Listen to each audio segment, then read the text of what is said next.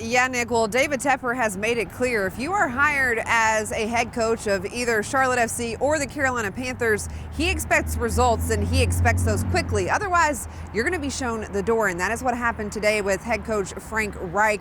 Let's take a look, though, at since David Tepper bought the team back in 2018, this coaching carousel that we've seen happen.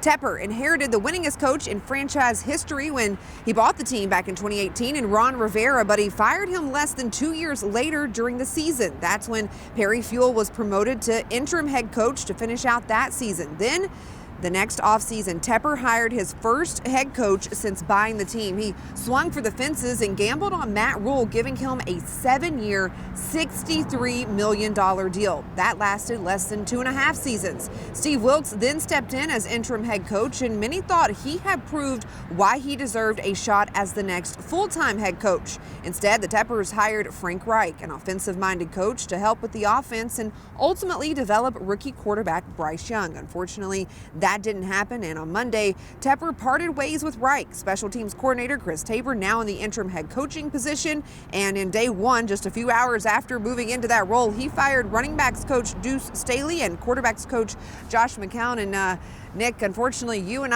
we've had an opportunity to cover this entire coaching carousel, and once again, we're going to be following David Tepper as he looks for the next head coach of this franchise, and we'll see how it all plays out. You kind of mentioned earlier about when they can start interviewing candidates that are currently with other organizations throughout the league. That's not until January, but I'm sure they're circling names and going through the process and getting things started. But for this franchise to have success, Nick, they have to have a head coach in place that can turn things around and be here for years to come, and that's just something we haven't seen happen since David Tepper bought the team in 2018.